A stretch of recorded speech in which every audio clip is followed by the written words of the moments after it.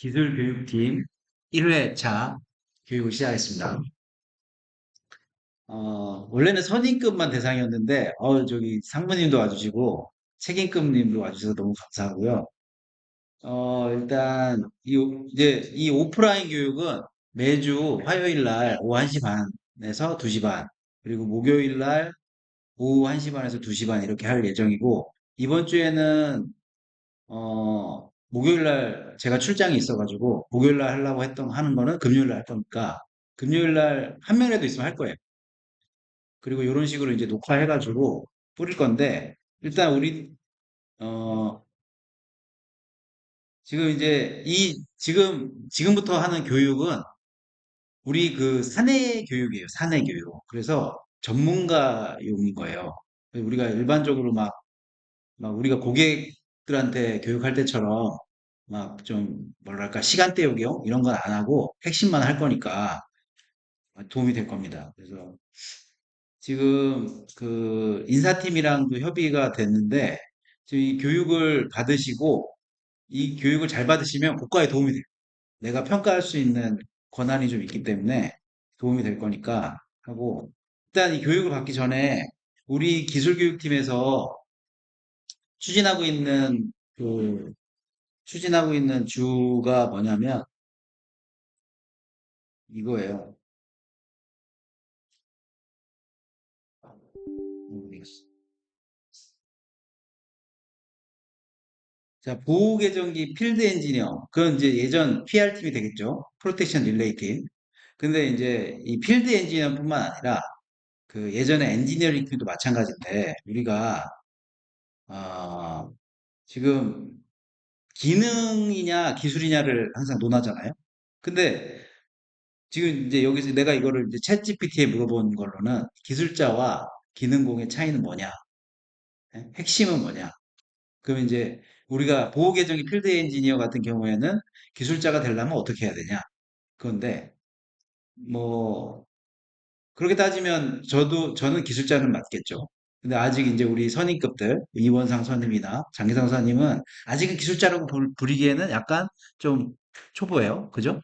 이제 그 축구 선수를 따지면은 지금 2군이라고도 볼 수 있고 1군에 입단을 해야 되는데 프로는 프로야. 그죠? 근데 기사적 자격증도 있고 다 있는데 실무 경험도 부족하고 책을 읽어서 기사 자격증을 땄는데 그 책을 현장에 접목하기가 지금 어렵고 그런 상태죠. 그래서 근데 그러기 위해서는 기술자가 되려면은 설계 이해 및 해석을 해야 된다. 그러려면 회로 이론이랑 보호협조랑 통신 프로토콜을 잘 알아야 돼. 그지? 근데 여기서 엔지니어링 팀도 통신 프로토콜 잘 모른다고. 그죠? 근데 우리 그 기존의 PR팀은 보호협조랑 또 이쪽이 좀 약해요. 예, 이쪽을 더 강화를 해야 되는데, 그러려면 어떻게 해야 되냐면, 그 다음 장에 우리가 2번에 신입사원이 초보 기능공에서 기술자로 성장하기 위해서는 네 가지가 있는데, 제가 이제 생각을 해봤어요. 이 성장을 하려면은 어떤 마음을 가지고 항상 해야 되냐. 이렇게 교육을 일주일에 2시간씩 받는 것도 중요하지만, 항상 이제 어떤 마음으로 이제 업무에 임해야 자기 자신이 성장하느냐 하는 거예요. 그러면 이제 첫 번째는 뭐냐면 시스템 전체를 보는 눈이지. 시스템 전체. 시스템 전체를 보는 눈을 가지려고 노력을 해야 돼. 근데 이게 쉽지 않아요. 왜냐면 안 보이는데 어떻게 봐. 안 보이는데. 보려고 노력을 하려면은 자꾸 질문을 해야 돼. 질문을 하고 물어보는 거를 그리고 누가 질문을 하면은 그 질문한 거에 대해서 꼭 답변을 해줘야 돼. 그래서 내가 첫 번째는 시스템 전체를 보는 눈이라고 하고 이렇게 계정기부터 이제 차단기부터 통신까지 쫙 하는 그 전체 흐름 중에 내가 하고 있는 게 뭐냐 이렇게 하는데 우리는 보통은 뭐만 하냐면은 계전기랑 트리페럴까지 하죠. 그리고 통신 여기까지 하지. 계전기 할 때 이제 보호역조 값을 넣는 건데 보호역조 값을 이게 왜 이렇게 되는지 모르고 넣어 그냥. 그럴 때가 많아. 근데 이제 급하니까 뭐 프로젝트도 많고 급하니까 그건 이해를 하는데 그래서 이제 우리가 이런 교육을 시작한 거고 또 한 가지는 기술자로 성장하기 위해서는 2번에 너무 바빠가지고 선배님들이 다 만들어줬어. 그리고 현장에 가서 그냥 다 입력만 했어요. 그걸 우리가 이제 떠먹여준다고 하죠. 떠먹여주는 걸 해도 끝나고 나면은 아, 이게 어떻게 했는지를 원리랑 구조를 좀 파악을 하고 해야 이제 성장한다. 그런 면에서는 그래야 이제 이건 어느 회사나 가서나 마찬가지. 그리고 세 번째는 이 세 번째가 나는 우리 PS 팀이 꼭 해야 되는 거라고 생각하는데 뭐냐면은 자, 그냥 읽어봅시다. 이원상 씨 읽어보세요. 모를 때는 부끄러워만 하지 말고 나를 성장시킬 수 있는 좋은 기회야 생각하고 다시 한번 확인해보고 말씀드리겠습니다. 라고 고객에게 용기 내서 말하고 꼭 찾아보고 약속을 지키면 실제 실력이 성장합니다. 그렇지. 그러니까 모르는 걸 부끄러워할 필요는 없어. 처음 그런 사람도 있어. 근데 모르면 무시해. 에이씨, 너 저리 가. 네 위에 사람 연락처 전화해봐. 막 이래 무시해. 근데 그 무시당하는 뭐 모르면 무시당할 수도 있지. 뭐 평생 무시당하는 거 아니니까. 그 다음에 그 사람 또 계속 만나는 거 아니잖아. 그러니까 모르면 그냥 이렇게 꼭 확인해보고 말씀드리겠습니다 하고는 저 뒤에 가서 전화하고는 다시 그 사람은 직접 알려주라. 그래, 그런 마음가짐이 필요해. 그래서 내가 항상 현장 가면 명함도 받으라고 그러고, 자기 명함도 주라 그러고 그러는 거야. 그런 어떤 부끄러워하지 않는 마음 필요하거든? 모르는 게 많지. 그래서 이제 피하고 싶지. 뭐 모르는 게 많으니까. 근데 피하면 피할수록 계속 피하게 되거든? 그리고 4번. 4번도 중요해. 지금 이제 장기성 선임 같은 경우에는 신입사원이지만 나중에 선배님이 될 거 아니야? 그리고 이제 이 4번 장기성 씨 읽어봐. 기술자는 혼자만 아는 게 아니라 함께 일하는 사람을 끌어올리는 사람, 후배에게 설명해주는 과정에서도 본인의 실력이 실제로 자라납니다. 질문을 받거나 할 때 내가 하는 범위를 넘어섰다는 걸 느끼면 성장의 기회가 됩니다. 예. 설명을 많이 해야지 들어. 이걸 후배한테뿐만 아니라 선배도 마찬가지고 자기가 설명을 할 수 있잖아? 그럼 자기가 말한 게 자기 귀로 들어와서 자기가 또 공부가 된다고. 그러니까 항상 이 네 가지를 잊지 말고 하다 보면은 훌륭한 엔지니어가 될 거고 지금 우리 ES사업본부에 PS팀이라는 아주 좋은 팀이 생겼거든. 너네 엄청 행운이야. 엄청 행운이니까 이 팀에서 열심히 하면은 하이텍 다녔다는 말 한마디로도 업계에서 다 인정해주는 사람. 열심히 할 수 있나? 네. 그래서 이제 교육을 어떤 식으로 할 거냐면 기본 과정, 심화 과정, 정기 과정이 있는데, 이거는 뭐, 지금 일단 기본 과정만 할 거야. 그래서 기본 과정을 할 건데, 오프라인으로 이렇게 매주 화무게 하고, 그 다음에 내가 이 오프라인을 찍어갖고 하려니까 너무 오프라인 때 말을 함부로 할 수가 없어가지고, 그래서 이제 온라인은 따로 이제 그 오프라인 한 거를 핵심 요약해갖고 따로 찍어서 올릴 건데, 원드라이브라고 우리 회사 우테라 박혀 있는 거기다 올릴 거야. 거기 올려 그걸 보잖아? 안 보잖아? 안 보면 거기 티가 나. 보면 티가 나. HR에서 다 보고 있어. 보기로 했어. 알았지? 그렇게 하기로 했으니까 그렇게 알고 이제 기본 과정을 다 하고 나면은 심화 과정에 들어갈 건데 심화 과정에는 레슨 런드라는 걸 주로 할 거야. 그리고 트러블 슈팅. 레슨 런드라는 건 뭐냐면은 어떤 뭐 실수를 하면은 그 실수를 정리해 놨다가 다음번 실수를 안 하게 뭔가를 해 놓는 거야. 근데 그건 이제 실수뿐만이 아니라 원래는 레슨 런이라는 거는 프로젝트에도 해당되거든. 큰 프로젝트를 하나 해. SOL 만약에 샤인 프로젝트 하나 했어. 그러면 다음에 또 타임 프로젝트를 또 할 때 어떻게 준비해야 되고 어떻게 실수를 줄이나 그런 것도 레슨 런거 그런 거라 그다음에 이제 트러블 슈팅 가이드. 우리 지금 장기성 선임 만약에 어디 딱 갔는데 뭐가 안 돼. 그럼 전화하지. 그러면 지금은 트러블 슈팅 가이드가 선배님이야. 말하면 다 나오잖아. 거의 막힘이 없어. 계정기 고장 아니지. 근데 이제 이걸 문서로 이제 정리해갖고 이제 천천히 해야 되는데 이제 이것도 이제 앞으로의 과정이에요. 그다음에 이제 추가 교육 계획으로 앞으로 이제 신속 성장반 스터디 그룹을 해서 교육 신청을 받아서 내가 아이템을 쫙 뿌릴 거야. 그럼 그 아이템을 뿌리면은 그 아이템 중에서 자기가 공부하고 싶은 게 있어. 예를 들어서 뭐 화영찬 선임이 HSBT 전문가가 되고 싶어. 그거 하나만은 내가 전문가가 좀 돼야 되겠다면 HSBT 전문가 하겠습니다 하고 나한테 다시 매일 회신을 주면은 내가 그 신청한 사람을 모아가지고 스터디 그룹을 만들어서 이제 교육을 관리하는 시켜주면서 그런 식으로 할 건데 아직 이거는 인사팀이랑 아직 협의가 좀 덜 돼가지고 이제 크로스 트레이닝이라는 것도 할 거고 뭐 레슨런도 할 거고 할 건데 그 다음에 중공시험 업체 방문하는 것도 계획했었는데 아직 다른 것 때문에 못하고 있는데 곧 할 거고. 자, 그래서 어, 기본 과정 커리큘럼은 여기 이제 그 베이직 코스를 이렇게 있는데 이게 뭐냐면은 너 봤는지 모르겠는데 전력계통부 이론이라고 있어 책이. 이종헌 씨라고 그 전력연구원에서 유명한 사람이 한 명 있거든. 지금 퇴직하셨을 거야. 이분이 세 권짜리 책을 냈는데 그 첫 번째 장이 이론이거든. 근데 이론에 보면은 용어의 정의, 계통부 기초 지식, 그다음에 고장 계산 뭐 이렇게 쫙 있어. 그거를 내가 여기 이 목차에다 이렇게 넣어놓은 거거든. 자, 그래서 나는 이제 이것만 이 책으로 할 게 아니라 이 기본 용어가 있으면은 그 기본 용어 대비해서 지멘스 매뉴얼에는 어떻게 돼 있고 그래서 이거를 이제 개정기에서는 어떤 부분인가를 할 거야. 그래서 이제 일단 그 기본적인 기초 주변 장치 그다음에 개전기의 안에 어떤 부분으로 돼 있느냐 뭐 신호 처리 뭐 연산 처리 뭐 그다음에 알고리즘은 어떤 식으로 쓰느냐 근데 이거를 몰라도 실제로 계정기를 만지는데 아무 지장이 없어. 이거는 그냥 하이텍을 다니면은 그냥 기본으로 반도체 회사 다니면 반도체를 기본으로 알잖아? 어느 부서에 있든지. 그렇게 알게 되는 거니까.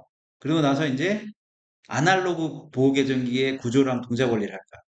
근데 아날로그를 하는 이유는 아날로그는 뭐 아주 자세하게 하겠다는 얘기가 아니라 아날로그는 이렇게 돼 있었는데 아날로그가 디지털로 변화하면서 구조랑 이렇게 바뀌어서 그냥 프로그램으로 이렇게 된다 이런 걸 할 거거든. 그 결론은 이제 디지털을 하는 거지. 디지털 계정기를 하는데 디지털 계정기의 변압기 보호 방식이랑 전동기 보호 방식이랑 자동차 시스템을 일단 먼저 할 거야. 베이직 코스에서는. 자, 그리고 나서 뭐 우리 저기 예전 PR팀은 다 잘하겠지만 여기 딕시5를 가지고 쫙 그 뭐 하나를 만들어 가지고 이제 제출하고 그런 것도 할 건데 이건 아직 당장 할 건 아니고 뭐 그런 식으로 할 거고. 그래서 오늘은 그래서 이 그 보호 계정기 기초와 주변 장치에서 이 용어의 정의랑 개통보호 지식 뭐 이런 걸 해야 되는데 요게 좀 교재가 아직 덜 돼서 난 일단은 다른 부분으로 먼저 접근을 하려고 해요. 자, 그래서 오늘은 뭘 할 거냐면 자, 계전기라고 부르는 거의 핵심 그다음에 아날로그랑 디지털 입출력 아날로그 입출력이랑 디지털 입출력 그다음에 지멘스 매뉴얼 테크니컬 데이터의 어떤 부분이 아날로그 디지털 입출력이 되느냐 그다음에 뭐 컴팩트 이런 게 있는데 자 먼저 전력 개통에 보호계전기가 꼭 필요한 이유가 있겠지? 자, 계전기라고 부르는, 내가 가르쳐 줬나? 황영창 선이? 예. 계전기가 왜 이름이 계전기지? 아, 왜 어, 왜 계전기일까? 개자가 무슨 개자일까? 측정, 개자가 무슨 개자일까? 개짜, 어, 전자는 무슨 전자 같아? 전기, 전기할 때 전자겠지. 개자는 뭐야? 개, 아니야. 어, 계속하는, 계속. 개주할 때 개자야. 그래서 이름이 프로텍션 릴레이야. 그러니까 이게 한자로 하면은 너무 그 뜻이 우리가 다르게 쓰는 게 많은데, 영어로 하면은 오히려 심플해, 요즘에는. 그래서 보통 다 영어로 해버리면은 다 이름이 편해. 근데, 자, 그래서 계전기라는 거는 계속해서 전기를 이어나가게 하는 기계거든. 그래서 이 보호 계전기라는 건 변압계통이 꼭 필요한 이유는 여기 보면은 이것도 챗GPT에 물어봤거든. 그랬더니 고장 구간을 신속하게 차단하고 시스템 전체의 불안정성을 방지합니다. 이게 너무 어렵지? 이게 뭐냐면 고장 난 데는 계전기를 빨리 끊고 멀쩡한 데는 사람을 살려놓겠다는 얘기예요. 왜냐면 이게 사다리꼴로 이렇게 돼 있어요. 하나에 수도꼭지 하나에서 물을 여러 건을 뿌리는 거야. 근데 수도꼭지 하나가 잠가버리면 전기가 하나도 안 들어가. 그렇기 때문에 그런 시스템이 아니면은 근데 그런 시스템이든 아니든 보호 계전기가 신속하게 차단을 못하면 요즘에 최근에 왜 저기 어디야 어 그 어디지 스페인에서 대규모 전력 블랙아웃 일어났잖아 알고 있어? 어 몰랐지 정기 신문을 구독하면 거기 나와 네이버 정기 신문이 있으니까 그러니까 이게 고장 구단을 신속하게 차단을 안 하면은 고장 전류가 계속 유입되거든 그럼 고장 전류가 계속 유입되면 이게 발전기가 전기를 주는 거잖아 그럼 발전기가 뻗어 그 다른 발전기가 다 무너져 버려. 동기화돼가지고 움직이고 있다가 다 무너져서 뻗어버리거든. 그래서 계전기로 빨리 차단을 해야 되는 거지. 그 계전자가 릴레이고. 그래서 우리가 그 계전기를 그래서 이제 되게 전기의 꽃이라고도 하고 뭐 그러는데,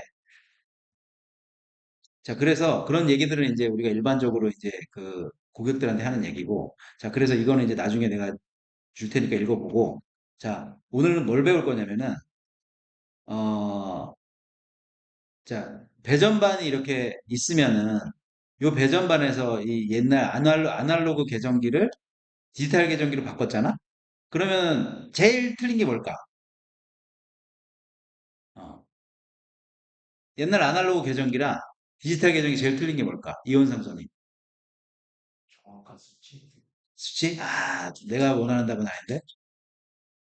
그것도 맞아. 틀리진 않았어. 기성이는? 우선 가격. 가격? 가격이 높아? 틀린 거? 엄청나게 차이 나지. 한 20배 차이 나. 아니다. 유도원 판형이 얼마 정도 할까? 유도원 판형은 한 50만 원 정도 할 것 같은데? 내가 보기에 제일 틀린 건 뭐냐면, 입력이야. 입력. 입력이 여러 가지가 있는 거야. 그러니까 여기서, 여기 이 배전반의 구성에서만 보면 입력은 뭐가 있을까? 변류기에서 오는 요 CT, PT가 있을 거고, 요거만 있잖아, 여기는. 그지? 왜냐면 배전반의 구성에서 이 윤판형을 디지털로 바꾸는 것만 했기 때문에. 근데 이제 디지털 보호 계정기의 이 내부에 들어가는 이 부품을 보자고. 그럼 여기서 아날로그랑 디지털이랑 제일 틀린 부분은 요 부분이겠지. 신호 처리 부분, 필터, 증폭, AD 변화, 메모리, 기본파, 뭐 이렇게 해가지고 알고리즘이 쫙 있고, 펄트 레코더, 요 부분이 제일 틀린 거지. 자, 그 중에서 이 부분은 기본이고, 그냥. 이분은 아날로그를 디지털로 바꿔서, 아날로그의 값을 잘라가지고, 사인파를 16번 잘라가지고, 1ms에 한 번씩 읽어드려가지고, 뭐니까 계산한다는 거는 그냥 말로만 해도 간단해. 근데 그 알고리즘이 여기 있는 알고리즘이야. 그 알고리즘 나중에 우리가 책에 있는 걸 배울 거야. 뭐 프리에니 뭐 막 배울 건데. 근데 이제 우리가 실질적으로 그거는 이론적인 거고 학교에서 배우는 거고 우리가 엔지니어, 계전기 엔지니어로서 현장에 나가서 뭘 조치를 할 때 그런 거 얘기 안 한단 말이야.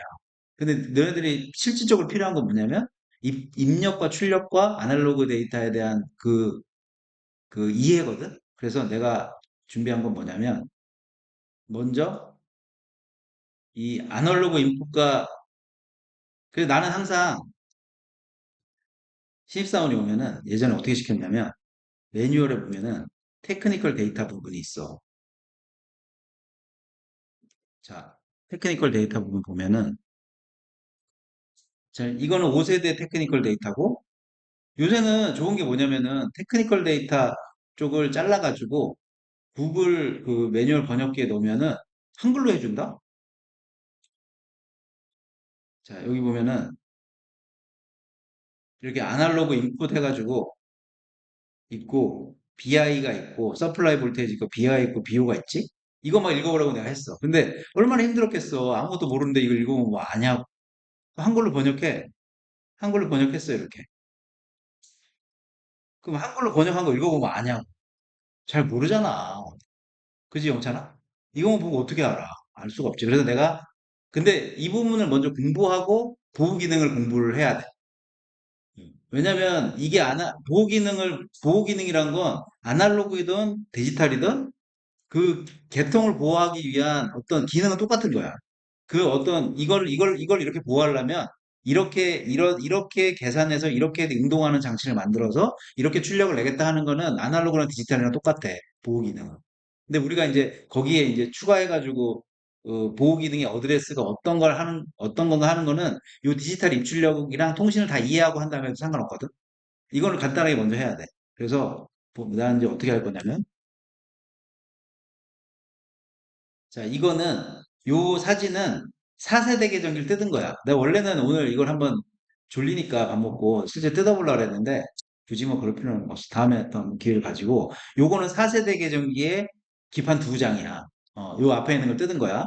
자, 그러면은 요거를 내가 챗GPT에 사진을 넣었다? 사진 두 장을 넣었다. 그리고 요거는 앞에 전면 키패드야. 요거를 챗GPT에 사진을 넣고 분석해달라 했어. 그래가지고 보니까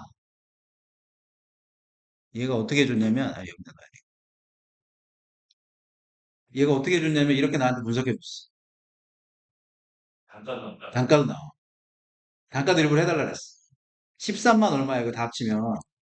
어? 13만 원 얼마야. 아, 이거는 내가 오프라인이니까 얘기하는 거야. 어? 어. 그런 거지. 이거 원래 연구하는데 얼마나 힘들었겠어. 야, 여기에 내가 온세미 컨덕터가 있어서 놀랬다. 온세미 컨덕터가 있다. 아, 이거 재밌지? 그리고 이제 지멘스 커스텀 IC라는 게 있고, 막 이렇게 있잖아. 자, 그 보면은, 여기에 보면 CPU가 있고, CPU, 뭐, 그 다음에 그 CPU는 기능이 뭐고, 막 이렇게 있잖아. 이거 나중에 읽어보고, 이런 것들에 의해서 뭐가 이렇게 되잖아. 근데 여기서 우리가 제일 중요한 건 뭐냐면, 내가 오늘 배우자고 하는 거는, 입력이랑 출력이라고 하면은, 입력은 일단 아날로그 입력, CTPT 입력이 있을 거고, 그 여기 있지? GT 트랜스포머. 그 다음에 그 트랜지스터 어레이라고 하는 게 이게 BI라고 하는 바이너리 인풋을 읽어드리는 거고 온세미컨덕터 거네 1,000원짜리. 그 다음에 뭐가 있냐면은 트랜스포머가 있고 릴레이. 요 릴레이가 신호 전환 및 트립 제어라고 그래갖고 아웃풋을 얘기하는 걸 거란 말이야. 그지? 뭐 정확하진 않지. 그런데 그럼 이제 다시 사진을 볼까? 이거를 4세대를 내가 왜 꺼내놨냐면 5세대를 보면은 5세대는 이렇게 돼 있어. 뜯을 수가 없어. 어. 이걸 억지로 뜯은 거야. 이거는 처음에 나왔을 때 우리가 계정기를 구매 처음 하고 2015년도 정도인가 구매한 다음에 미쳐갖고 뜯었어. 근데 지금은 이렇게 하면은 AS가 안 돼서 안 되는데 우리가 그때 몇 대 한 대 산 다음에 뜯었거든. 보면은 얘가 왜 뜯지 못하게 돼 있냐면은 핸드폰처럼 CPU가 여기 붙어 있어. 여기 방열판 있잖아. 이게 CPU가 없거든? 내가 보기에는. 여기 있고, 그 다음에 기판 두장인 거 똑같은데, 뭐 뜯을 수가 없어하고 못 봤지만, 아마 그때 뜯었어도 되겠지만, 여기 보면 이제, 여기에 이제 CT가 있는 것 같고, 뭐 여러 가지 있는데. 자, 그래서 우리가 일단 이제 4세대를 보면은, 저 까만 거 여기 있지? 이쪽은 CPU가 있는 쪽이고, 이쪽은 아날로그 디지털, 아날로그 입력 쪽이 있는 부분이거든? 그래서 보면은, 어, 자, 이게 뭘까? 기성아. 여기, 이 부분. 이 부분이 뭘까? CT일까, PT일까? 어우, 정답입니다. CT고. 요거는 뭘까, 그럼? PT지, 이게 PT야. 근데 여기에 이제 하나가 비어 있잖아. 그지? 4세대 때는 이게 비어 있었어. 그래서 그 25기능을 쓰면은 여기다가 까만 걸 하나 더 붙여주고, 22기능을 안 쓰면은 까만 걸 빼고, 그래서 이제 가격 조절을 했거든? 근데 5세대는 여기에 다 붙어서 나오는 거야, 그냥. 이미래 왜 이래? 교육하고 있는데?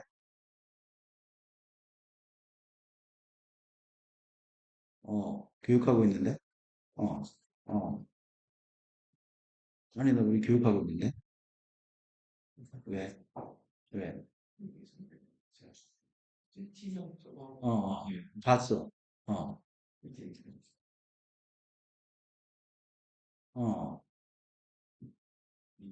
어, 2시 반은 안 되고 2시 40분 안 될까? 알았어. 알았어. 할게. 자, 여기 저에 보면은 어, 정확이야, 정확. 어디? CT랑 연결되는 오른쪽 거. 네, 여기? 저 요거? CT랑 연결되는 거, CT. 요거 CT? 그 사각형 큰 게 어, 하나 있거든요. 이게, 이거는 CT지, 내부 CT. 미리암페어를 변환시켜줘. 아, 코일이지, CT. 그래서 여기 보면은, 그래서 여기 이때 5세대 때는, 4세대 때는 편했던 게 뭐냐면, 이 기판만 갈면 돼. 그러니까 뚜껑을 까고 기판을 뜯어가지고 기판만 딱 옮기면 됐는데, 이제, 이게 이제 이때만 해도 전 EMC에 대한 그런 어떤 그 지도 같은 게 별로 없어갖고, 얘들 이거 만지지 말라 그래. 고장 난다고. 근데 고장나게 뭘 고장나. 네, 잘 옮겼지. 근데 그래서, CT가 있고 PT가 있고, 이쪽이 바이너리 인풋 쪽이야. 여기, 까만 쪽. 그리고 여기에 보면은 하얀색 있지? RU 뭐 이런 식으로 써 있는 거. 요게 아웃풋이거든? 이거 부품 비슷한 것 같긴 한데, 이게 틀린 게 뭐냐면, 5세대는 그래서 5세대는 이 부품은 그, 뭐, 얼마나 틀린지 나도 자세히 모르지. 5세대는 잘 보이지가 않으니까. 만약에 하려면 또 뜯어서 봐야 되겠지만, 우리가 보기에는 뭐 비슷하다고 치면은, 근데 좀 다른 거는 이때는 여기 점퍼핀 같은 게 이렇게 있어요. 빨간색으로 보이는 게 여기 점퍼핀이거든? 이걸 꼽아가지고 A 컨택이냐 B 컨택을 선택할 수가 있었는데, 지금 5세대는 아예 B 컨택이 따로따로 다 돼 있잖아. 세 가닥이 나오잖아, 출력에. 그런 식으로 돼 있으니까. 자, 그래서 이제 여기 콘덴서가 있고, 여기 보면 배터리가 있지. 여기 배터리. 이거 내부에 들어가 있는 거야. 근데 이 배터리가, 이런, 원상아, 배터리는 언제 갈아야 될까? 수명이 다 수명이 언제 다를까? 왜 갈아야 되지? 그러니까 수명이 다 됐어. 그러면 뭐가 안 돼서 갈아야 되지? 갑자기 어떤 동작이 안 되는, 동작이 안 된다는 게 뭐야? 메모리 기능이 음, 음, 그 안에 음, 유발성 메모리인데 음, 그거는 메모리를 음. 껐다 켰을 때 계속 메모리가 영찬아, 맞아? 맞는 것 같습니다. 맞는 것 같아? 알았어. 영찬아, 다시, 뭐, 어떤 것 같아? 배터리가 내가 고객이야.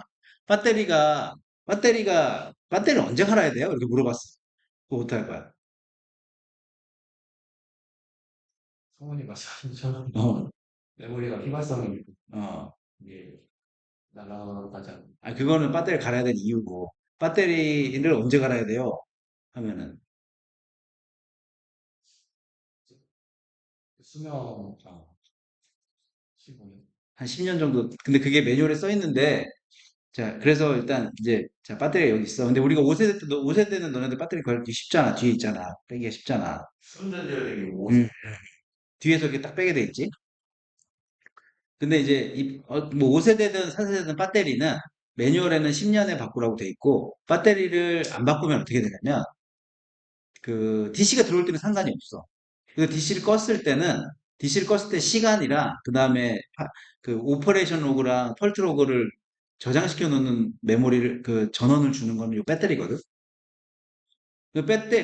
그 저장시켜 놓은 게 사라지는 거를 괜찮다고 하면은 배터리는 바꿀 필요가 없어. 근데 시간도 또 바꿔야 되니까. 근데 요즘에는 61850 세상이고 통신으로 시간을 맞춰주는 세상이기 때문에 솔직히 말해서 시간을 안 맞춰줘도 켜기만 하면은 시간을 불러다가 써주잖아. 그러니까 상관이 없는데 예전에 그 통신이 안 쓰던 시절에는 시간을 이제 이걸로 맞춰야 되니까 그렇게 한 거고. 근데 모든 거는 다 주가 있고 백업이 있어야 되기 때문에 그런 배터리도 중요한 거지. 그것만 필요한 건 아니고. 자, 그래서 바이너리 인풋, 아웃풋, 뭐 이런 식으로 여기 이제 막 들어가 있는데, 그래서 보면은, 자, 내가 이제 그 아날로그, 우리 아날로그 입력, 자, 여기서 요 아날로그 입력이 있고 디지털 입력이 있는데, 요걸 4세대 거를 내가 정리를 해서 정리하라고 이제 챗GPT에 시켜가지고 이렇게 뭐가 나왔거든? 자, 여기서 우리가 자, 그러면 다시 매뉴얼을 한번 볼까? 이거를 하나하나 얘기해 주는 거는 별로 의미가 없으니까 볼게. 자, 너네들 이거 많이 봤지? 계정에 납품할 때 네. 네임플레이트. 그 여기 있는 거를 하나하나 다 이 의미를 해석해 볼 생각을 안 했지. 모두 바쁘니까 원래 안 해. 근데 이거를 알아야 돼. 나는 어떻게 생각하는 사람이냐면 만약에 잡지를 보잖아? 잡지를 봤을 때 전기 잡지를 봐. 그럼 전기 잡지에 모르는 게 하나도 없으면 너는 전문가가 된 거야. 이 네임플레이트 안에 있는 내용 하나하나, 기호 하나하나를 다 알았을 때 계정이 전문가. 보호 기능은 그 다음에. 보호 기능은 뭐 몰라도 되지, 솔직히. 뭐 테스트할 때 알아야지. 이렇게 테스트. 근데 모든 거는 엔지니어는 절차대로 해가지고 그 절차대로만 제대로 되면 되는 거니까 솔직히 기능을 아주 상세하게 모르고 트러블 슈팅 못하고 그러더라도 절차대로 해서 오케이 받으면 되는 거야. 근데 지금 우리가 먼저 알아야 된다고 하는 건 용어랑 그런 거야. 그러니까 이 네임플레이트에 있는 이거를 정확하게 알아야 되는데 그걸 내가 저기 챗GPT 해서 이렇게 정리해 놨어. 이렇게 얘기해 주더라고. 근데 이런 거는 이제 뭐 깊게 들어갈 때 얘기하기로 하고 그래서 오늘 이제 이 아날로그 인풋이랑 디지털 출력에서 오늘 내가 해주려고 하는 얘기는 뭐냐면은, 이런 거야. 음, 우리가, 자, 매뉴얼에서도 한번 볼까?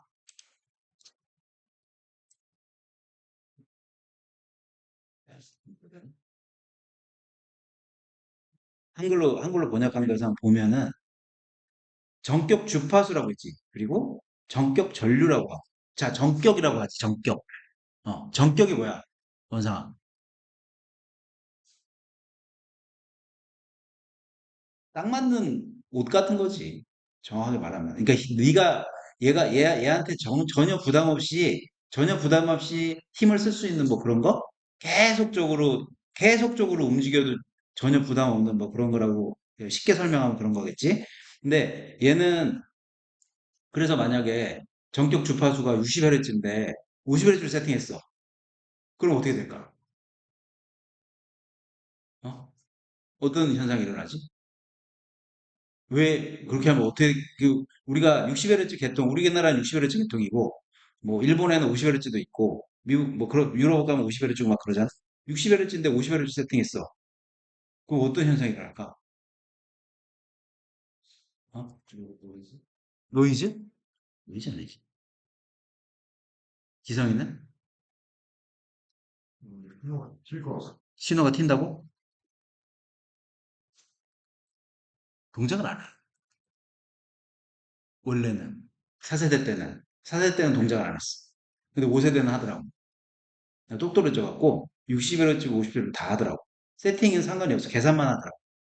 세팅한 거랑 다르게 움직이더라고. 그거에 대해서는 좀 더 파봐야 되긴 하는데, 일단 우리가 전격 주파수가 50Hz면 50Hz 세팅해야 되고, 60Hz면 60Hz 세팅해야 돼.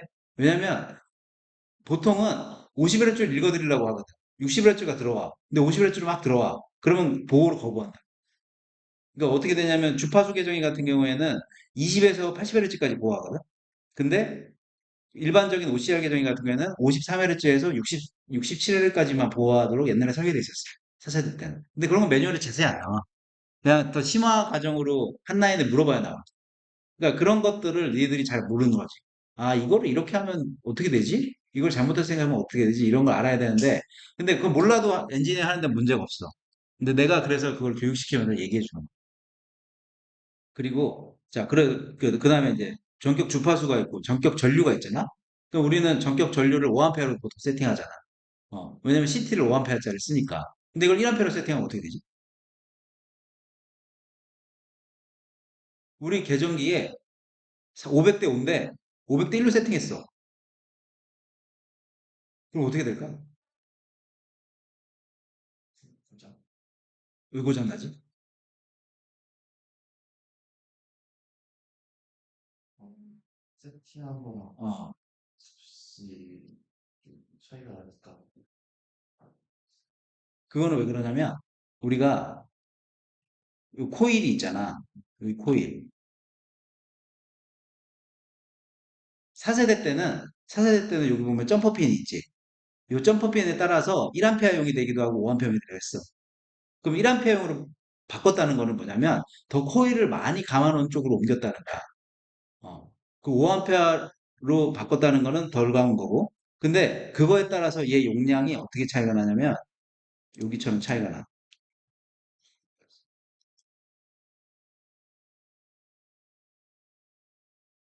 여기 보이지? 열 전격. 10초 동안 500A, 150A, 이거 있지? 이게 차이가 나는 거야. 어.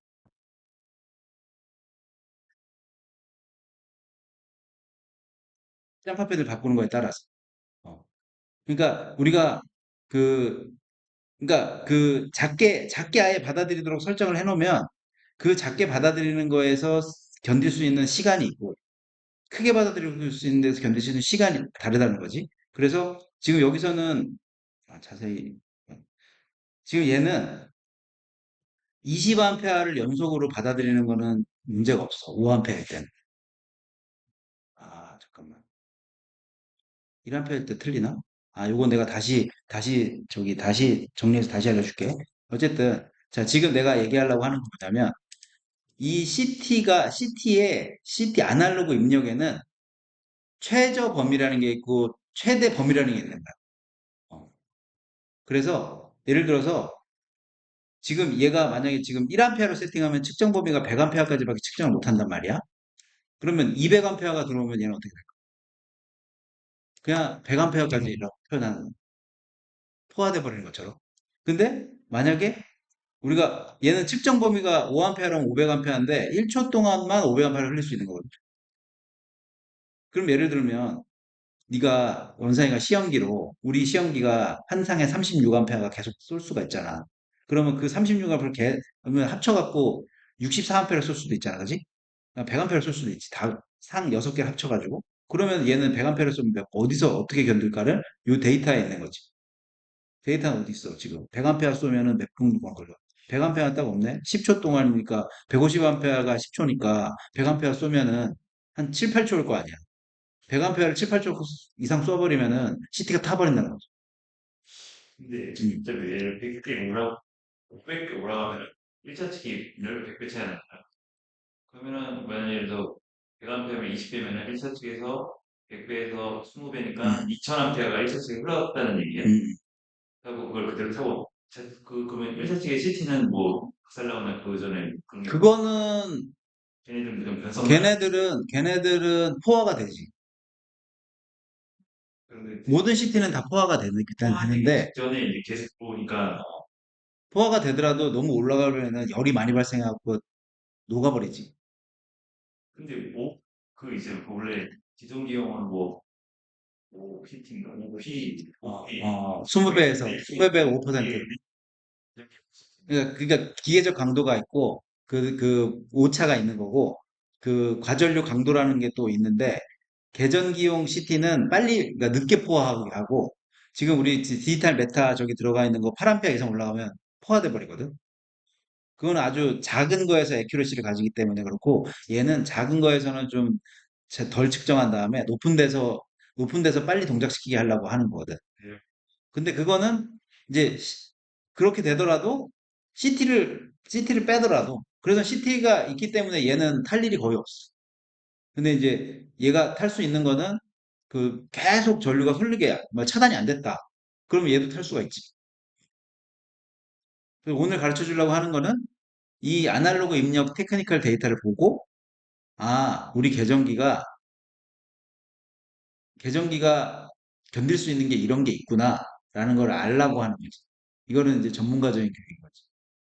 그냥 예를 들어서 기성이가 현장에서 시험을 하는데 누가 물어봤어. 100A 써도 돼요? 될걸요? 그냥 그러면 안 된다고. 그러면 보통 사람들이 그렇게 안 물어보잖아. 세게 뭘 보고 그렇게 얘기하시는 거예요? 그러면은 테크니컬 데이터에 보면은 이런 게 있어가지고 이렇게 하니까 안전합니다. 이렇게 얘기를 해야 된다는 거지. 그러니까 이게 이런 교육을 내가 이제 계속 해주려고 그래. 그래서 자, 그 다음에 넘어가면은 그러면은 현대 일렉트릭에서 음, 여기 테스트하다가 음. 처음 게그 시간을 설정 잘못해갖고 길게 잡은 그런 것들 그거는 CT 쪽을 태워먹는 거는 거의 없고 태워먹는 거는 아웃풋 쪽을 많이 태워. 그거 이따 얘기해 주려고 그래. 영문으로 한번 보자. 영문이 훨씬 낫겠다. 내가 때려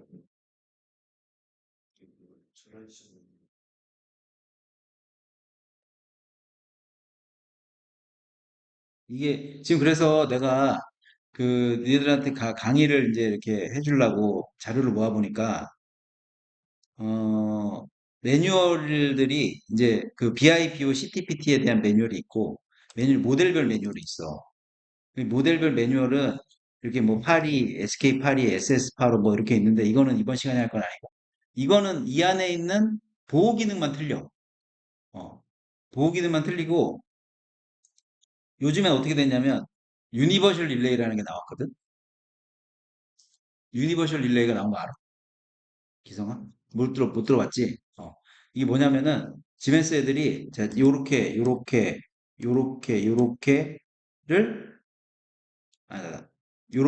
지금 7S 요런 계정기들을 7XS 8이나 8호로 다 되게 하려고 만들었어. 내 생각에는 아마 한 5년 안에 7XS 8위를 사면 훨씬 싸게 해줄 가능성이 있어. 그게 자기들이 생산 비용이 훨씬 감소되니까. 그러니까 지금은 우리가 OCR을 살 때는 8위를 사고, 뭐 MPR을 살 때는 SK 8위를 사고 하는데 이걸 없애버리는 거야. 기계를 다 똑같이 만들어. 기계를 다 똑같이 만든 다음에 펑션 포인트로 기능만 다르게 한 다음에 재고를 쌓아놓고 팔 수 있도록 만드는 거지. 스탁 장사를 할 수가 있는 거야. 그래서 이거는 나중에 얘기할 건데, 그래서 지금 내가 BI랑 BO랑 아날로그 입출력을 먼저 얘기하는 거야. 계정기 기능이 다 똑같아. 하드웨어가 다 똑같아졌어. 음, 거의 다 똑같아졌어. 4세대 때는 이런 유니버셜 릴레이라는 개념 자체가 없었거든. 근데 지금 이제 유니버셜 릴레이가 나왔어. 요 앞에 있는 것도 7XX8이야. 아, 여기 있다, 여기 있다. 일단 그렇게 돼갖고, 그래서 BIBO를 하는데, 그래서 모델별 BIBO가 있고, 이 BIBO 매뉴얼에는 아까 보여준 그 자료들이 있는데, 지금 5세대가 좀 복잡하게 돼 있긴 한데, 그래도 더 디테일하게 돼 있거든, 4세대보다. 자, 그래서 좀 보자. 아까 우리 어디까지 봤어? 음, 여기까지 봤지. 자, 그 다음에, 여기 보면 부담이라고 돼 있잖아, 부담. 0.1VA라고. 이 부담이, 자, 영찬아, 부담이라는 게 뭐지? 그러니까 그 이상 적으면 안 돼. 어, 어, 어. 그 기계 부담이 말 그대로. 그렇게 생각할 수도 있는데 정확하진 않지. 정확한 정의는 아니야. 그러니까 우리가 부담이라고 하는 거는 부담스럽다고 할 때 부담이랑 똑같거든. 근데 영어로 하면 그냥 버든이야. 버든이라고 하지. 근데 여기에서 말하는 부담은 그 네 말이 맞아. 저항이라고. 저항이 VA니까 저항인데 얘가 그만큼 먹는 거야. 그러면 만약에 계정기에 10대 있어. 그럼 0.1씩 더하면 CT가 10개가 직렬로 쭉 걸어. 그러면 10A, 1A지. 1VA지, 1VA. 그런데 이게 왜 중요하냐면, 부담이라는 거가 나중에 이제 우리가 오늘 말고 더 다른 시간에 할 건데, 부담이라는 것 때문에 포화가 정상적으로 딱 계산했을 때 이렇게 포화가 될 수도 있는데, 그러니까 CT는 능력이 커. 능력이 큰데, 계전기가 덜 달렸어. 그러면 전격 부담이라는 게 있는데 훨씬 전격 부담이라는 게 있고 겉보기 부담이라고 우리가 부르는 게 있어요. 요즘에 그렇게 부르나 모르겠어. 겉보기 부담을 영어로 뭐라고 하냐? 페어런스 보든. 어, 그러니까 가짜지. 가짜 부담이야. 겉보기 부담이라고 그래갖고 실제 CT는 5A를 견딜 수 있는데 그러니까 변압기나 CT나 똑같은 거거든요. 그러니까 그런데 우리 계전기가 너무 부담이 작아. 아날로그를 찾으면 한 3VA 정도 먹을 거거든. 근데 디지털이 너무 작으니까 포화가 늦게 돼. 포화가 훨씬 늦게 돼 버려갖고 타버리게 만드는 거지. 근데 이 VA를 그래갖고 계산을 해서 적정한 CT를 선정을 해야 돼서 이 부담이 여기 적혀 있는 거야. 0.1VA지. 각 상별로. CT 하나마다. 뭐 이거는 나중에 보유업자 할 때 더 배울 거니까 그렇게 하고. 자, 그래서 우리 계전기는 그래서 일단 20A는 컨티뉴어스로 흘리면 된다. 20A를 쭉 흘린 건 아무 문제가 없어. 그래서 니네들 시험할 때 우리가 QCMC로 하니까 그냥 뭐 순시 같은 게 있잖아. 순시가 만약에 30A, 40A가 있어. 그러면은 깜빡했어. 끄는 거를. 그래, 20A는 계속 흘려도 돼. 빨리 꺼야지. 이럴 필요가 없다. 그러니까 요거를 보고 알고 시험하기 전에는 항상 이거를 보고 해야 되는데 지금 이제 요런 교육을 아직 안 해가지고 그런 게 있지. 자, 아날로그는 CT는 요 정도 하고 자, 전압으로 넘어갈까? 자, 볼테이지 인풋. 볼테이지 인풋을 보면은 200볼트까지를 입력하면은 매저링 레인지가 되지. 400볼트 넣으면 어떻게 돼? 그냥 타버리는 거야. 그러니까 요거를 보고 입력을 할 때도 400볼트를 넣을 수 있는지 없는지 440, 그러니까 우리가 PT, 단상 PT 저압반에 있는 PT를 440, 110을 안 쓰고 그냥 부스에서 바로 뻗어가지고 계정기에 넣을 수 있느냐 어, 안 된다는 거지. 안전상으로. 그러니까 이런 테크니컬 되어 있는 데이터를 먼저 볼 줄 알아야 그러니까 그러니까 우리가 뭐 차를 운전하는데 차 안에 있는 부품이 뭔지를 알고 기본적으로 알아야 와이퍼도 조작하고, 엑셀레이터도 놓고 하는 거잖아. 그래서 내가 이걸 알려준 거거든. 그리고, 그 다음, 이제 CTPT 했고, 아, 보조 전원으로 들어가 볼까? 보조 전원 우리 몇 볼트 되지? 기성아, 우리 보조 전원 몇 볼트 되지?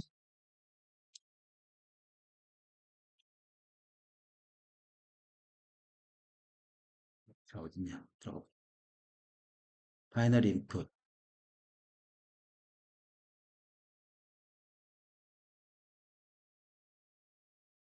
우리 그 DC, 보통 판넬에서 DC 몇 볼트를 쓰냐? 좀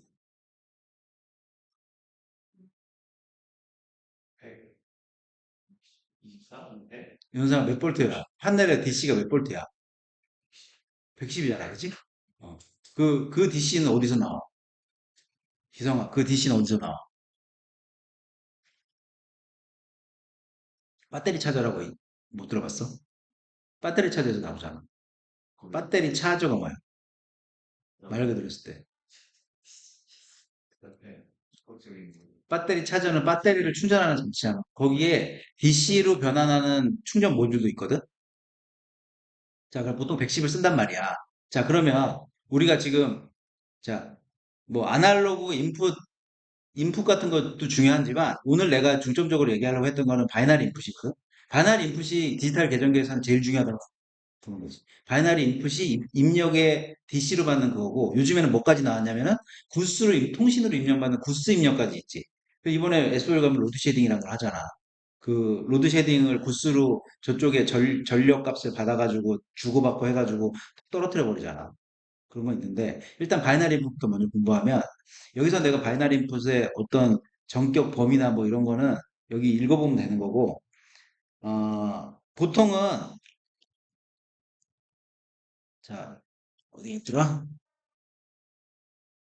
자, 우리가 예전에 정리한 게 있는데 어, 하이닉스 걸로 자 이게 하이닉스 도면인데 여기서 이제 DC 110이 이렇게 들어오면은 요 계정기에서 여기 아웃풋만 있네. 여기서 인풋이 110이 들어오면 110을 그냥 읽어드리잖아. 그지? 근데 우리 계정기에서 어떻게 설정을 하게 돼 있냐면 88V냐 40 몇 볼트 19V냐로 딕시에 설정하게 돼 있지. 원상아. 네. 그 우리 저 딕시5에서 그렇게 하게 돼 있잖아. 그지? 진짜 어. 근데 너는 디폴트로 뭘로 설정하지? 44 44로 해? 여기 있네. 44, 로우면 44고 하이면 88이냐 이걸로 많이 하잖아. 근데 74TC가 갑자기 나왔어. 네. 그러면 뭘로 설정하지? 10을 10을 주는데 10에 19로 설정하지. 잘 알고 있네. 그거는 네가 이제 선배님들이 떠병어 준 거지. 왜 그렇게 설정해야 되지? 이후까지 그 다음 시간에 내가 그걸 알려줄게. 근데 왜 일단 답을 먼저 알려주면은 저항이 두 개 붙었기 때문이야. 직렬로. 74TC의 기능에 바이너리 인풋을 두 개를 붙인다고. 두 개를 직렬로 보낸다고. 그러면 하나가 1메가옴이 넘거든? 그럼 두 개를 붙이면 2메가옴이 나오잖아. 그러면 거기에 전압이 110이 걸렸어. 그럼 하나를 걸 때는 50 몇 볼트가 나오는데 두 개를 걸어버리면은 더 훨씬 낮아진다. 30 몇 볼트가 걸려. 그러니까 44볼트냐 80볼트 할 때는 정상적인데 30 몇 볼트 걸리니까 입력이 안 들어오네 하니까 우리가 19볼트로 바뀌는 거야. 무슨 말인지 잘 모르겠지.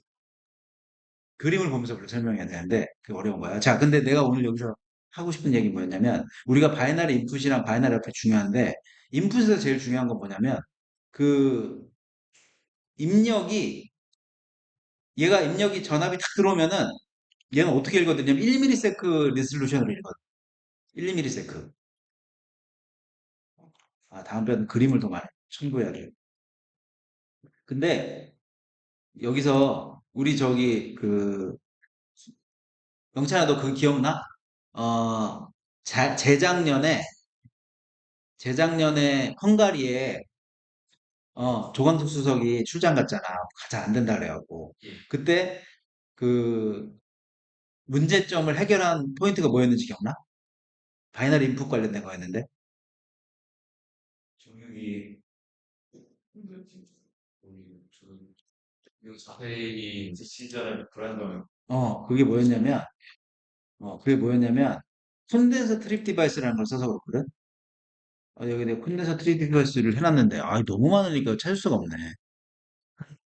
잠깐만. 여기 있다. 바이너리 인풋. 이것도 챗GPT에 물어봤는데, 바이너리 인풋은 이런 식으로 이제 입력이 된단 말이야. DC를 해갖고. 자, 그런데 중요한 건 뭐냐면, 내가 오늘 얘기하고는 바이너리 인풋에 이렇게 들어올 때가 있어. 전압이. 근데 그때 헝가리에서는 뭐 때문에 그랬냐면, 콘덴서 트립 디바이스라는 걸 썼어. 여기 SMPS라는 것도 있는데, 콘덴서 트립 디바이스라는 게 뭐냐면, 콘덴서가 뭐야? 전압을 갖고 있는 거지. 그 콘덴서가 트립을 시킬 수 있게 만드는 장치를 썼다는 거야. 콘덴서가 트립을, 그게 뭐냐면, 콘덴서가 DC를 순간적으로 쏴줘가지고, 계전기가 차단기를 동작시키는데 문제가 없도록 만드는 장치가 배전만 하나 있다는 거고, 그 콘덴서 트립 디바이스는 왜 있냐면은, 정상적으로 DC가 인가가 안 되는 상황이 만들어질 수 있기 때문에 그렇게 된 거고. 니네들이 지금 가고 있는 고급 고객들은 그런 장치를 요즘 안 써. 왜냐면 DC를 엄청 중요하게 생각하거든. DC가 나가버리잖아? 계정기 동작 안 하겠지. DC 나가면 우리 계정이 몇 초 동안 켜져 있지? 한 15초 정도? 4세대보다 5세대가 더 빠르잖아. 그지? 근데 그 DC가 나가도 그 계정기 안에 콘덴서 트립 디바이스가 있는 거나 마찬가지지. 그렇게 보면. 근데 그거를 옛날에는 아날로그니까 그런 개념이 없잖아. 그러니까 그냥 DC 나가면 콘덴서 트립 디바이스로 한 번은 떨궈야 되겠다 하고는 콘덴서 트립 디바이스를 다는 거야. 그리고 그게 배터리 차저를 안 써. 그럼 배터리 차저 안 쓰면은 배터리 차저 값도 붙잖아. 그러니까 이제 그 콘덴서 트립 디바이스 쓰는데 콘덴서 트립 디바이스 쓰면은 문제가 뭐냐면 콘덴서 트립 디바이스가 여기 보면은 CTD라고 부르는데 저가형이 문제가 있는 거야. 뭐든지 싼 게 문제가 돼. 계정기는 엄청 비싼 거 달아놓고 DC 전원 장치는 콘덴서 트립 디바이스 저가형을 써. 그럼 반파 정류가 나와. 그러면 전압이 이렇게 나오는 거야. 그러면 어떻게 되냐면 바이너리 인풋은 1과 0이잖아. 그럼 얘는 1과 0인지 헷갈려. 어. 그러니까 AC가 들어오면 안 되는 거지. 그러니까 A씨가 들어오면 아예 안 되는데 A씨가 들어오면 10, 10, 10 이렇게 반복하니까 애가 멍청해지거든. 그럼 이 이벤트 로그에 계속 뭐가 찍혔다가 사라졌다 하는 거야. 그런데 그래서 DC를 쭉 1로 넣어줘야 되는데 C 콘덴서 트립 디바이스 쓰면은 이게 어떨 때는 1이 됐다가 어떨 때는 0이 있다가 이제 AC처럼 60Hz처럼 60Hz는 16.6ms 한 번씩 왔다 갔다 하는 거잖아. 그지? 근데 그러니까 콘덴서 트립을 쓰면 그게 왔다 갔다 하는 거야. 그래서 바이너리 인풋을 쓸 때는 그 콘덴서 트립 디바이스나 반파가 들어오는 거를 항상 조심해야 돼. 그걸 너네들 어떻게 체크할 수 있냐면 이벤트 로그 눌러보면 돼. 오퍼레이션 로그. 오퍼레이션 로그를 누르면은 계속 뭐가 왔다 갔다 하는 게 보이거든? 그럼 그거를 입력을 빼버려. 그럼 계정이 멀쩡해져. 그걸 조심해야 되고. 자, 그 다음에 여기 SMPS라는 게 있어. 내가 또 정리해봤는데 그건 나중에 읽어보고. 아웃풋으로 가볼까? 바이너리 아웃풋. 자, 바이너리 아웃풋은 뭘 조심해야 될까?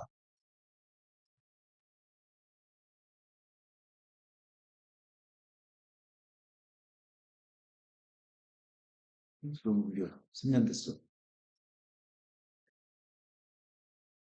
응. 자, 오늘은 이제 아웃풋까지만.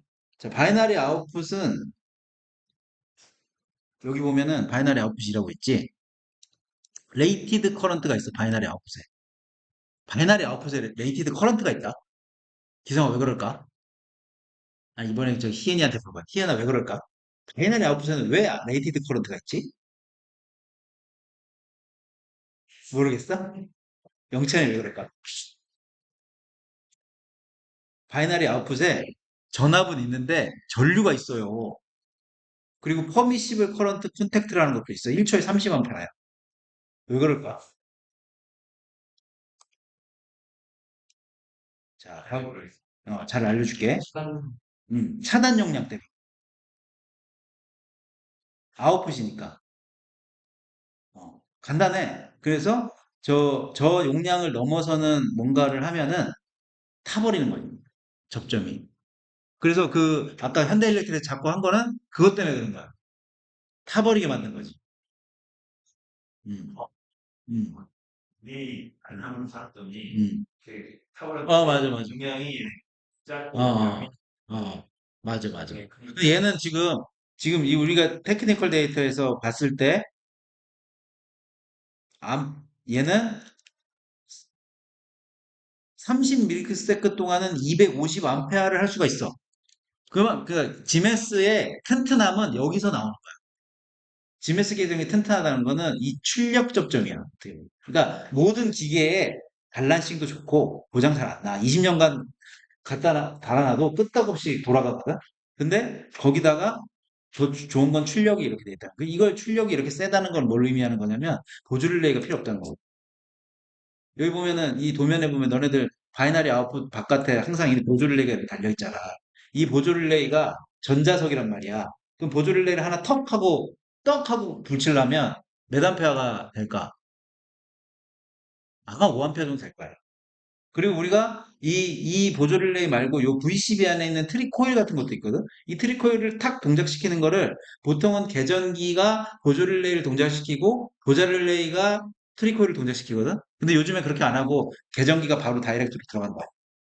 근데 그 아무 문제가 없어. 왜냐면 우리 아까 봤잖아. 5암페어 컨티뉴어스고 30암페어 잠깐 동안 30암페어 아무 문제 없거든. 옛날에 20암페어 더 짧아졌네. 1초 메이크 콘택트 온리 메이크 콘택트를 할 때는 1초에 30암페어를 견딘다는 거야. 근데 우리가 차단기 동작시킬 때 1초 안 걸리거든. 딸깍하고 차단기가 딸깍하고 50ms, 100ms만 들어가잖아. 그럼 얘는 아무 문제가 없으니까 계전기로 그냥 해도 돼서 그래서 독일 애들이나 이런 외국 판넬에는 이런 보조 릴레이가 하나도 없다는 거예요. 보조 릴레이가 하나도 없고 CS도 없고 아무것도 없어요. 계전기만 달려있어. 아마 우리나라도 아마 이 10년 안에 그렇게 될 가능성이 많아요. 그 디지털 계정기에 진짜 제대로 이용하는 세상이 아직 안 왔어. 앞으로 디지털 변순서가 되면서 더 올 거야. 근데 그 디지털 변순서의 핵심은 바이너리 인풋과 바이너리 아웃풋이고 거기에 이제 통신까지. 그래서 내가 뭐 오늘은 1시간 정도니까 이렇게 되지만 나중에 내가 그 최근에 내가 이 뭐야 내가 저 뭐 우리 팀 제안서 내가 만들 때 보면은 요즘에는 이런 식으로 홍보를 하거든. 변전소의 모든 데이터를 계정기로 수집하는 디지털 변전소가 온단 말이야. 그러면 우리 ES 사업본부가 엄청 바빠진다. 세상이 이렇게 모든 게 디지털로 이거 나중에 이렇게 AI도 나온다. 내가 보기에는 분명히 나와. AI 딕시 프로그램이 나올 수도 있지. 지금도 당장 뭐 어떤 프로그램이 있냐면은 그 계정기 안에 지금 여기 보면 웹브라우저로 접속할 수 있잖아. 웹브라우저로 접속해서 계정기 안에 데이터를 긁어간 다음에 보호역조 엑셀을 만들어서 그 엑셀이랑 브라우저 안에 있는 값이 일치하는지를 프로그래밍하는 그걸 만들었어. 그래서 그거를 근데 아주 수작업이고 단순한데 AI라고 불러. AI가 계정기 데이터가 정정이 제대로 되어 있는지 한다고 홍보하고 다닌다니까. 세상이 그렇게 이제 바뀌고 있는데 없었던 거니까 이제 그렇게 바뀌는 거야. 프로그램 하나만 하면 되지. 아마 신예준 책임도 할 수 있을 거고. 그럼 이건 SO일 때 적용 가능한 거예요. 이번에 하나 한대. 보고서와 어, 이거 뭐 지금 한대. 세팅작하고 지금 비교 또 들어. 백변전소에 해본대. 근데 그거를 이제 기존 공장에도 이제 하려고 하는 거지. 걔들은 그럼 돈이 얼마야? 대당 지금 100만 원 받거든. 아, 근데 100만 원 안 주겠지. 하여튼 뭐 그런 세상이 오고. 그래서 일단 자, 뭐 말이 좀 멀리 나갔는데 바이너리 인풋, 바이너리 아웃풋, 그다음에 아날로그 인풋 아웃풋이 중요하다. 그리고 이게 계정기 입출력이 다는 아니지. 계정기 입출력에는 또 뭐가 있지? 계정기 입력에는 LCD는 또 출력이고 펑션 키는 입력이고 그다음에 통신은 입력도 받고 출력도 되잖아. 그런 계전기의 입출력이 토탈 다 해가지고 이제 그 디지털 변준소에 데이터를 하고 보호 기능은 기본이야. 보호 기능은 기본으로 잘 돼야 돼. 근데 우리가 그 보호 기능도 그 딕시에서 어떤 그 기능 레코딩 하는 거 요즘 일일이 다 해야 되잖아. 4세대 때는 디폴트로 쫙 됐어. 근데 요즘 5세대는 다 해줘야 돼. 그래서 내가 표준화 지난번에 만들었는데 아직 그게 정확하게 막, 왜냐면 옛날 거를 그대로 이렇게 복사하고 하는 그런 것 때문에 표준으로 이렇게 짝짝짝 이어가는 게 안 되는데 나중에 그것도 하긴 해야 되거든. 오늘은 뭐 여기까지 하겠는데, 자, 아웃풋은 용량이 있다. 용량을 제대로 안 지킨 태워 먹는다. 인풋은 DC 110이 정확하게 들어오지 않으면 안 된다. 계정기는 몇 볼트면은 전원이 없어질까? 기성. 전원이 몇 볼트까지 내려가면 계정기가 꺼질까? 근데 아, 숙제. 테크니컬 데이터에 보면 나오거든. 그런 거를 테크니컬 데이터를 보고, 확인 한번 해보겠습니다. 라고 하고 난 알려주는 태도가 중요하다. 물론 찍는 것도 좋아. 지금 이 시간에는 막 그렇게 얘기하는 게 좋거든. 근데 이제 고객이 물어보면은, 계정기, UPS 몇 볼트까지 내려오면 계정이 꺼져요? 그러면은, 저기, 테크니컬 데이터에 보니까 80볼트던데요? 뭐 이런 식으로 모르면 테크니컬 데이터 먼저 보고. 보호 기능에 대한 궁금한 게 있으면은 펑션 그룹 안에 들어가서 로직도를 보고, 그 다음에 그 최소 최대값을 어떻게 설정하는지 봐야 되고, 로직을. 그 다음에 계정기에 대한 어떤 하드웨어적인 걸 보려면 테크니컬 데이터를 봐야 된다. 테크니컬 데이터에 대한 교육을 이제 어떻게 할지, 내가 오늘은 좀 중구난방이 됐는데, 좀 이렇게 일목요연하게 뭘 데이터를 이렇게 만들어 갖고, 어느 매뉴얼의 웹페이지 봐. 이렇게 한 다음에 내가 얘기해주고 그런 쪽으로 해야 되겠다. 자, 오늘 1회 교육 들어줘서 고맙고, 2회 교육도 금요일 날 합시다. 자, 내가 이렇게 일주일에 두 번씩 이렇게 할 때는 이렇게 교육도 하지만, 앞으로는 나중에는 20분 정도 해가지고 궁금한 것도 질문을 받을 거거든? 그러면 이제 그걸 그 자리에서 답변을 못하는 게 있으면은 내가 공부해서 알려줄 거야. 그 다음 시간에. 메일로 주던가. 영찬이는 평소에 공부하고 싶은 게 있었나? 저는 그래도 무전기 방금 말씀하신 그 인풋 아웃풋 어, 같이 사양 같은 어, 거 어. 제가 많이 물어봐서 그런 게 아, 궁금해요. 그런 거를 고객들이 물어봐? 네. 음. 희은이는 뭐가 궁금한 게 있지? 혹시 계정기에서, DC에서 어, CFC 어, 약간 짜시는 거 어, 있잖아요. 그거 왜 궁금하지? 저희도 아, 세팅해서 CFC를 어떻게 하는지 보려고. CFC는 뭐부터 공부해야 되냐면, 내가 이 1차 강의 자료를 메일로 줄 건데, 오늘 들은 사람한테는, 여기 보면은, 어, 매뉴얼 소프트웨어 통신에 보면, 4세대 CFC가 있거든? 이 4세대 CFC를 보면, 여기에는 이그젠플이랑 그 다음에 어떻게 메이킹하고 하는 것까지 샘플 다 있어. 근데 이거를 다 보기는 어렵고 우리가 많이 쓰는 게 있어. 타이머랑 그 다음에 RS 플립플롭이랑 이런 게 있고 또 이게 그 불이라는 게 있고 뭐 저 또 뭐 더블 포인트라는 게 있고 막 그렇거든. 그런 거는 좀 다시 공부를 해야 돼. 5세대는 더 디테일하게 돼 있어. 5세대는. 근데 5세대는 CFC 매뉴얼이 따로 없고 딕시 온라인 매뉴얼 안에 CFC가 같이 있어. 이런 건 이제 CFC는 심화 과정이야. 알았어. 기성이는 뭐가 배우고 싶어? 뭘 잘 모르겠어 하는데. 저 DC 운영하는 거 딕시.